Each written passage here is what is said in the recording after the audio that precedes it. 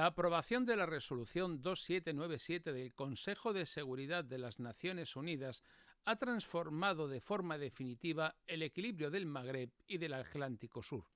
El texto, redactado por Estados Unidos y aprobado por 11 votos a favor y 3 abstenciones, prorroga el mandato de la MINURSO hasta octubre de 2026, pero sobre todo introduce un cambio sustancial en el lenguaje diplomático de la ONU.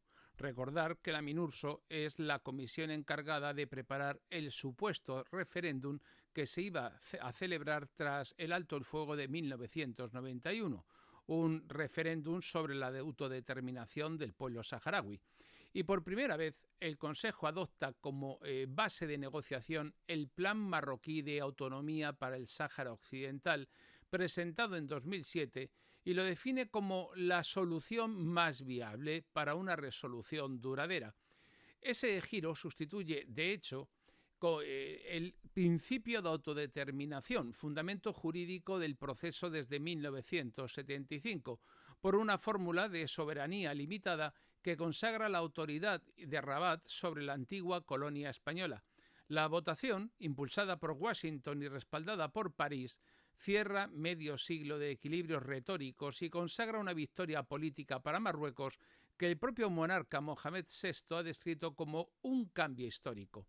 La resolución 2797 supone la quiebra de la legalidad internacional aplicada al caso saharaui, que es uno de los pocos países y uno de los pocos pueblos que todavía sigue colonizado. El principio de autodeterminación de los pueblos colonizados, recogido en la Carta de la ONU y reafirmado en por la Asamblea General desde 1960, queda así completamente desechado.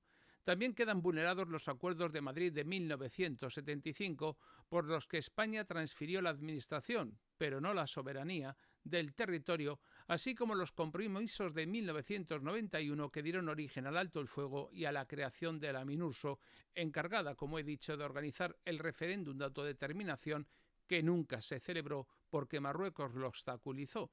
El Frente Polisario ha calificado el texto de desviación peligrosa y ha anunciado que no participará en ningún proceso político basado en propuestas que legitimen la ocupación militar ilegal por parte de Marruecos. La resolución, redactada en Washington, consagra la línea estratégica estadounidense inaugurada en 2020 por Donald Trump al reconocer la soberanía marroquí sobre el Sáhara a cambio de la normalización diplomática, es un decir, entre Marruecos e Israel. Lo que entonces parecía un gesto aislado y que no iría más lejos, se ha convertido en doctrina y fuente del derecho internacional. El resultado es la institucionalización del hecho consumado en contra del derecho. Marruecos consolida su control sobre el territorio, Argelia queda relegada al papel de potencia modesta y arrinconada, y el Consejo de Seguridad asume como irremediable la ocupación ilegal del Sáhara. La posición de Rusia y de China, absteniéndose, confirma que la cuestión saharaui ha dejado de ser un campo de competencia ideológica para convertirse en una vulgar transacción geopolítica. La descolonización del Sáhara ha terminado sin descolonización y la ONU renuncia a su propio mandato y el derecho internacional cede ante la lógica de la fuerza y de los intereses. En Marruecos, la resolución ha sido celebrada como una victoria nacional sin precedentes. La clase política, los medios y la patronal la presentan como la confirmación definitiva de la soberanía sobre las provincias del sur. La coincidencia temporal con el cincuentenario de la Marcha Verde ha multiplicado su carga simbólica. El discurso oficial sostiene que la diplomacia del rey ha logrado consolidar el reconocimiento internacional de aquella invasión y que el proyecto de autonomía representa una vía realista y pragmática frente a la parálisis del referéndum. Pero detrás del entusiasmo se esconde una consecuencia de mayor alcance. El espaldarazo de la ONU refuerza todas las reivindicaciones territoriales marroquíes, incluidas las que afectan directamente a España. Desde 2022, tras la carta enviada por Pedro Sánchez a Mohamed VI apoyando el plan de autonomía, la política exterior española ha quedado atrapada en una contradicción. El gobierno justificó el giro como una decisión soberana, destinada a garantizar la estabilidad fronteriza y la cooperación migratoria. Pero en realidad fue una cesión preventiva porque España renunció a la neutralidad jurídica que le correspondía como potencia administradora de derecho y se alineó con la posición de Marruecos sin exigir absolutamente nada a cambio ni ninguna contrapartida que pueda ser verificable. La resolución 2797 demuestra que esa renuncia no ha servido para reforzar la influencia española. Al contrario, la ha reducido y ha debilitado la posición de España sobre su propio territorio. Al apoyar el plan de autonomía, Madrid se ha despojado de su capacidad de interlocución en el conflicto y se situó en la posición más débil posible, la del antiguo poder colonial que avala la tesis de la nueva potencia ocupante.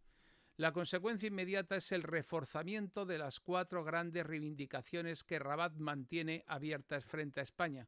La primera es la del control del espacio aéreo del Sáhara Occidental, gestionado desde 1975 por Enaire desde Canarias. Marruecos lleva años reclamando su transferencia, alegando que debe acompañar la soberanía sobre el territorio. El Ministerio de Asuntos Exteriores español ha negado oficialmente cualquier cesión, pero la presión se mantiene. La segunda es el reconocimiento explícito de la soberanía marroquí sobre el Sáhara, siguiendo el ejemplo de Estados Unidos y de Francia.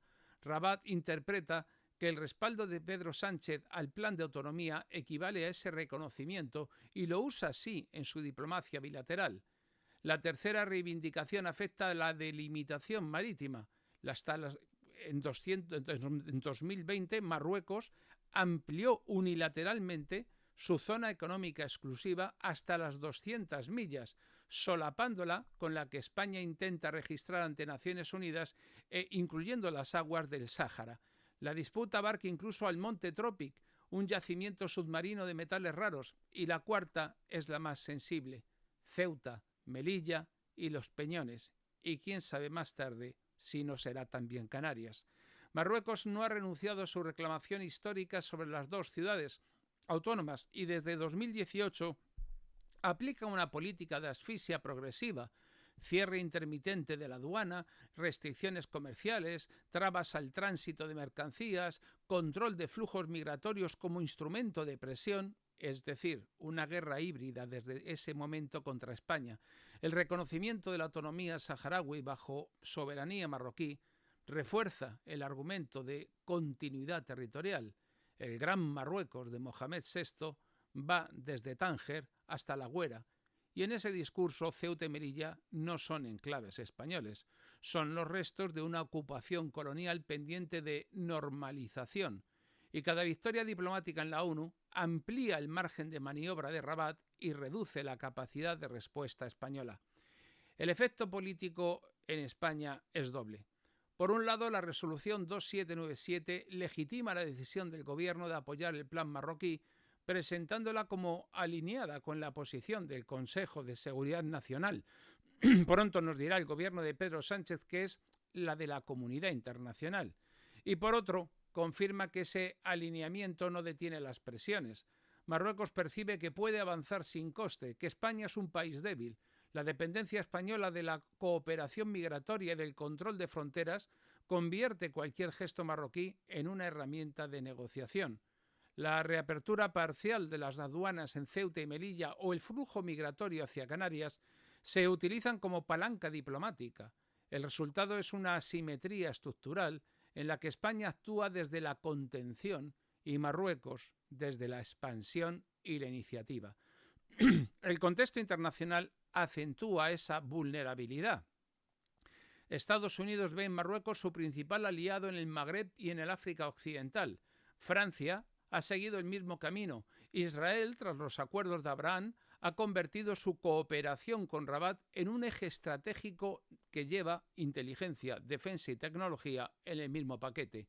Y en ese triángulo, Marruecos se proyecta como una potencia regional tutelada y dominante en el Mediterráneo occidental, mientras que España queda reducida a socio periférico de la Unión Europea, que además no se quiere gastar el 5% del PIB en defensa. La resolución 2797 consolida esa jerarquía. Washington dicta la línea, Rabat ejecuta y Madrid obedece y cumple. El problema ya no es solamente diplomático, es también jurídico y político. Al aceptar el marco de la autonomía, España renuncia a la legalidad internacional que les servía de escudo. Los acuerdos de Rabat, aunque ambiguos, reconocían que la soberanía no era transferida por España y por lo tanto no la tenía Marruecos. El derecho internacional sigue considerando el Sáhara un territorio no autónomo pendiente de descolonización y la resolución 2797 vulnera ese estatus y España, como antigua potencia administradora, comparte responsabilidad en su ejecución. En la práctica, ha pasado de garante del proceso de descolonización a cómplice de la ocupación ilegal en su propia contra. La cuestión de Ceuta y Melilla se inserta, por lo tanto, en esa misma lógica. Rabat no va a necesitar reclamar formalmente la soberanía de las posesiones españolas y del territorio español en África.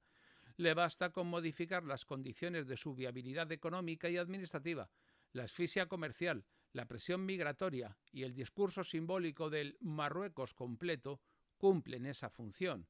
Con cada concesión diplomática española, el equilibrio se desplaza a favor de Marruecos y el precedente saharaui funciona como argumento, y si la ONU acepta la soberanía marroquí sobre un territorio pendiente de descolonización, ¿qué impedirá que lo mismo ocurra con Ceuta y Melilla en una década, mientras que al mismo tiempo miran de reojo a Canarias? España enfrenta así una crisis de legitimidad estratégica. El reconocimiento implícito de la propuesta marroquí ha debilitado su posición en todos los frentes, en el diplomático, en el jurídico, en el territorial. La política exterior se ha replegado sobre la lógica de la supervivencia, pero de la supervivencia del propio gobierno.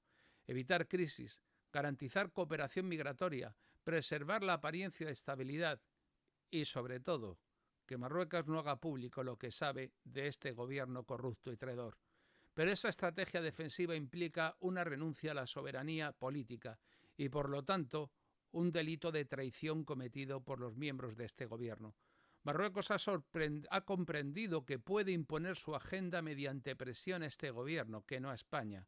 Una presión constante, perseverante, dura, intransigente, gradual, sin necesidad de confrontación abierta. España, el gobierno de España, se rinde.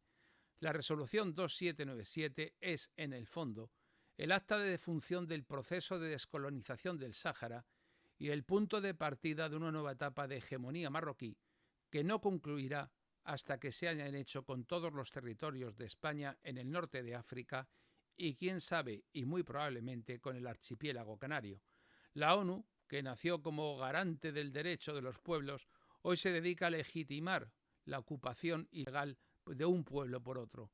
Y España, que fue potencia administradora y que se retiró de forma vergonzosa del Sáhara, avala este desenlace. En este contexto la pregunta es, ¿tras el Sáhara, Ceuta? Y también podríamos preguntar, ¿y después de Ceuta y Melilla y los Peñones, Canarias? Y esto ya no es retórica. Expresa la lógica de un ciclo que convierte cada cesión diplomática en un precedente y cada victoria marroquí en un argumento para la siguiente. La soberanía, cuando se delega, no se recupera y la independencia se pierde.